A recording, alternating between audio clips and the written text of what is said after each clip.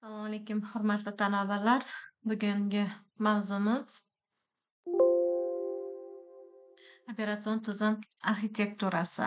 Demak, bu mavzumizda operatsion tizim virtual kengaytirilgan mashina resurslarni boshqaruvchi sifatida, foydalanuvchi va dasturlar himoyachi sifatida. Operatsion tizim rivojlanish bosqichlari, demak, rivojlanish 4 bosqichi, dasturlash tillari va kompilyatorlar yuzaga kelishi. Keyin shu bo'yicha birinchi operatsion tizimlar dasturlash jarayoni o'zgarishi, multidasturlash va mutanosiblik xususiyatlari, vaqt ajratish tizimlari, operatsion tizimning asosiy konsepsiyasi, operatsion tizimlar oltita klassik funksiyalari bo'yicha gaplashamiz. Demak, operatsion tizim bu kengaytirilgan mashina sifatida. Bu nima degani? Operatsion tizim kengaytirilgan mashina sifatida. Dasturchidan qurilma mohiyatini hammasini yashirib, unga ko'rsatilgan fayllarni qulay va sodda o'qish yoki yozish ko'rinishini imkonini beradigan dastur bu albatta operatsion tizim bo'lib hisoblanadi. Operatsion tizim dasturchilarni disk jamlanmasi apparaturasidan ajratib, unga oddiy fayl interfeysini taqdim etadi va bu holda operatsion tizim uzilishlarni qayta ishlash, taymerni, operativ xotirani boshqarish va talash kabi quyi darajadagi muammolar bilan bog'liq bo'lgan amallarni o'z zimmasiga oladi. Demak, operatsion tizim foydalanuvchiga ma'lum kengaytirilgan yoki virtual mashinani taqdim etadi. Uni dasturlash ham oson va u bilan ishlash sodda va albatta bu real mashina tashkil etadigan apparatura bilan bevosita ishlash qulay va yengil bo'ladi. Demak, biz ko'rib turibmizki, operatsion tizim bir vaqtning o'zida foydalanuvchiga shunday bir chiroyli, oson, sodda bo'lgan interfeysni taqdim qiladi va o'zi bo'lsa yuqorida aytganimizdek, ko'pgina vazifalarni bajarishni zimmasiga oladi. Demak, operatsion tizim bu kengaytirilgan mashina sifatida ekanligini shundan bilsak bo'ladi. Operatsion tizim resurslarni boshqaruvchi sifatida. Avvalambor resurs nima ekanligini bilsak, bu resurs demak iste'molchi uchun zarur bo'lgan obyekt, iste'mol qilinishi uchun zarur bo'lgan obyektni biz resurs deb ataymiz. Demak, operatsion tizim foydalanuvchiga qulay interfeys yaratuvchiligini bilamiz. Masalan, demak, yaratuvchi degan g'oya albatta masalani yuqoridan pastga qarab nazar solishga mos keladigan g'oya bo'lib hisoblanadi. Boshqa nuqtai nazar bilan qaraydigan bo'lsak, ya'ni pastdan yuqoriga qarab nazar tashlashda operatsion tizimga murakkab tizimning hamma qismlarini boshqaruvchi mexanizm sifatida ko'rish mumkin bo'ladi. Demak, ikkita g'oya mavjud bo'lib turibdi. Demak, yuqoridan pastga qarab nazar solgan paytimizda foydalanuvchiga qulay interfeys yaratuvchi degan g'oya. Ikkinchisi, pastdan yuqoriga nazar solgan paytimizda esa operatsion tizim bu murakkab tizimning hamma qismlarini boshqaruvchi mexanizm sifatida ko'rish mumkin. Zamonaviy hisoblash tizimlari, protsessorlar, xotira, taymerlar, disklar, jamg'armalar, tarmoq kommunikatsiya qurilmalari, printerlar va boshqa qurilmalardan iborat bo'ladi. Demak, resurslarni boshqarish masalasi resursi uni tipiga bog'liq bo'lmagan ikkita umumiy masalani yechishni o'z ichiga oladi. Demak, bulardan birinchisi resursni rejalashtirish, ikkinchisi resurs holatini kuzatish. Demak, resursni rejalashtirish, ya'ni berilgan resursni kimga, qachon va qanday taqsimlashdan iborat bo'ladi. Resurs holatini kuzatish esa resursni band yoki bo'shligi, bo'linadigan resurslar haqida esa resursning qancha qismi esa taqsimlanmaganligi haqidagi operativ ma'lumotni olib turishdan iborat bo'ladi.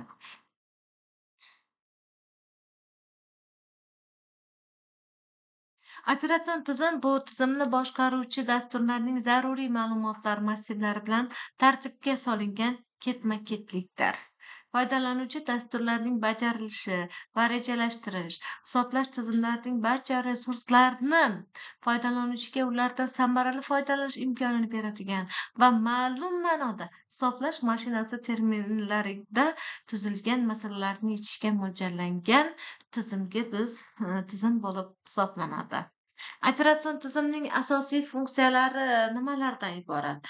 Operatsion tizimning asosiy funksiyalari bu foydalanuvchidan, ya'ni bu tizim operatoridan ma'lum bir tilda tuzilgan komanda yoki topshiriqlarni qabul qilish va ularga ishlov berishni amalga oshirish. Bu asosiy funksiyalardan biri hisoblanadi. Ijro qilinishi kerak bo'lgan dasturlarni operativ xotiraga yuklab berish, ya'ni foydalanuvchi ishlatmoqchi bo'lgan dasturni nima qilish kerak? Demak, operativ xotiraga yuklash zarur.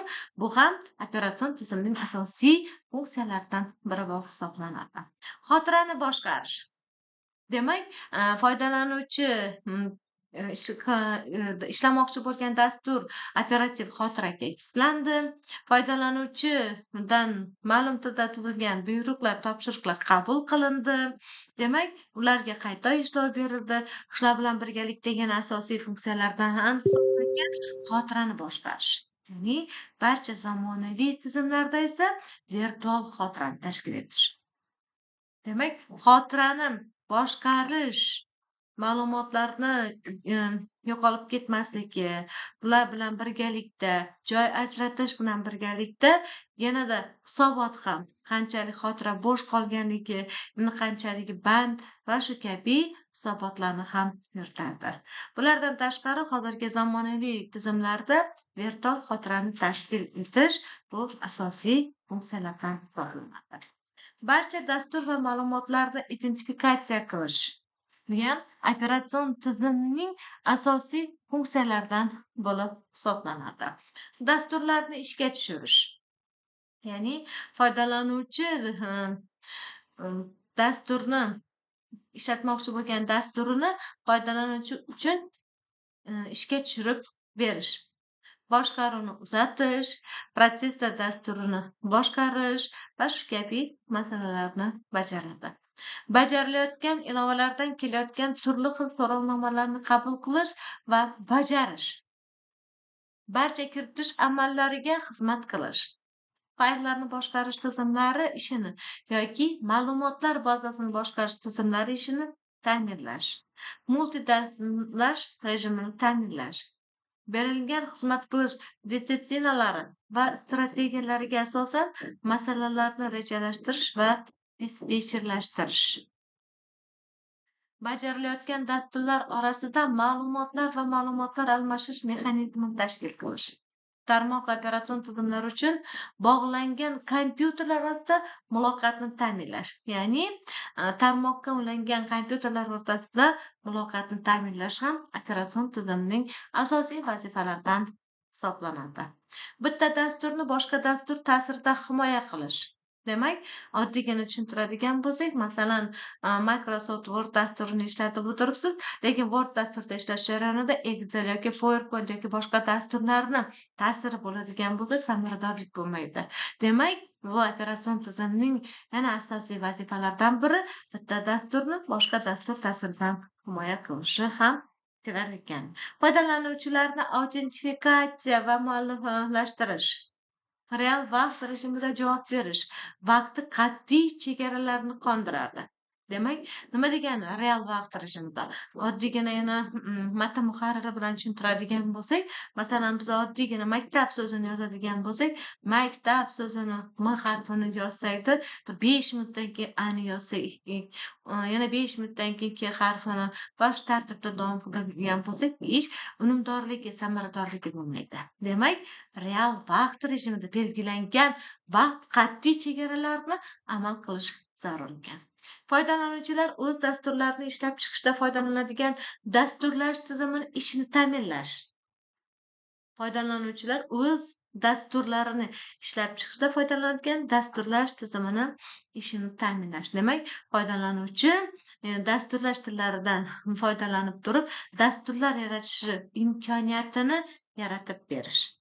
tizimni qisman ishdan chiqishini holatida xizmat ko'rsatish. Operatsion tizimning yana shunday bir asosiy funksiyasi, asosiy vazifasi mavjud ekanki, bu tizimni qisman ishdan chiqish holatigayam xizmat ko'rsatib qo'yadi. Endi operatsion tizimni rivojlanish bosqichlari asosan 4 ta davrni o'z ichiga oladi. Demak, birinchi davrimiz bu 1945-55-yillar, ikkinchi davrimiz bu 55-65-yillar, uchinchi davr 65-80-yillar, to'rtinchi davr bu 80-yildan hozirgacha bo'lgan davrni qaraymiz. Demak, birinchi davrimiz aynan 45-55-yillarni o'z ichiga oladi. Demak, biz bilamizki, kompyuter ingliz matematiki Charles Babbage tomonidan 18-asr oxirida kashf etilgan bo'lib, uning analitik mashinasi haqiqatdan biza o'zining tasavvuridagidek ishlay olmadi. Chunki u vaqtda texnologiyalar hisoblash texnikasi uchun zarur bo'lgan aniq mexanika detallarni tayyorlash bo'yicha zarur talablarni qondiradigan texnologiyalar mavjud bo'lmagan. Ana u vaqtda kompyuter operatsion tizimga ega bo'lmagan. Natijada keyinchalik bilamiz, 1945-yildan keyin lampali mashinalar yaratildi. Aynan 18-asr oxiridagi analitik mashina Charles Babbage tomonidan yaratilgan analitik mashinamizda demak operatsion tizim mavjud bo'lmagan. Bu dasturlash faqat mashina tilida bo'lgan. Birinchi davr o'zini hisoblash tizimini o'zini narxi yuqoriligi, ya'ni soni kamligi, foydalanish samarasi kam ekanligi bilan ajralib turadi. Demak, birinchi davr oxirida birinchi tizimni dasturiy ta'minot yuzaga keldi, ya'ni 51-52-yillarda simvolli tillar, ya'ni Fortran tillarni birinchi kompilyator versiyalari yuzaga keldi. 1954-yilda esa IBM 701 uchun assembler ishlab chiqildi. Birinchi davr hisoblash tizimlarining yuqori narxi, ularning soni kamligi va foydalanishning past samarali bilan belgilandi. Ikkinchi davr esa bu 50-yillarning o'rtalariga kelib, yangi texnik baza, yarim o'tkazgich elementlarni yuzaga kelishi bilan hisoblash texnikasi rivojlanishida yangi davr boshlandi. Ikkinchi avlod kompyuterlar ishonchliroq bo'lib, ular amaliy masalalarni bajarish darajasida uzluksiz ravishda uzoq ishlay oladigan imkoniyatga ega bo'ldilar. Aynan shu davrda hisoblash texnikasi bilan ishlaydigan mutaxassislar, dasturchilar, operatorlar, ekspluatatsiyachilar va hisoblash mashinasini ishlab chiqaruvchilarga ajratilar. Demak, kompyuterni paydo bo'lishi bilan mutaxassislar ham o'z navbatida ajralib chiqdi. Birinchi paketli ishlov berish tizimlari yuzaga keldi. Bu tizimlarda dasturlarni ishga tushirish ketma-ketligi asta-sekinlik avtomatlashtirildi. Uchinchi davr bu muhim davr bo'lib, shu paytda eng asosiy muhim davr bo'lib hisoblandi. Bu vaqtda texnik baza quyidagi o'zgarishlarni yuz berdi, ya'ni alohida yarim o'tkazgich elementlar tranzistor tipidagi integral mikrosxemalarga o'tildi. Demak, endi oldingi tizimdan yarim o'tkazgich elementlardan tranzistor tipidagi integral mikrosxemalarga o'tildi. Bu esa yangi 3-avlodga yangi imkoniyatlar yaratib berdi. Demak, bu davr o'ziga xos xususiyatlardan biri integral mikrosxemalarda yaratilgan birinchi dasturiy mutanosib mashinalar bo'lib hisoblanadi. Bu yaratilgan mashinalar ikkinchi davr mashinalarga qaraganda ancha mukammalroq edi. To'rtinchi davr operatsion tizimlar rivojlanishidagi keyingi davr bo'lib hisoblanadi. Bunda katta integral mikrosxemalar yuzaga kelishi bilan bog'liq bo'lgan davr hisoblanadi. Bu yillarda integratsiya darajasi keskin oshishi, mikrosxemalar arzonlashishi yuz berdi. Kompyuterdan alohida foydalanuvchilar foydalanish imkoni yuzaga keldi va shu bilan shaxsiy kompyuterlar davri boshlandi.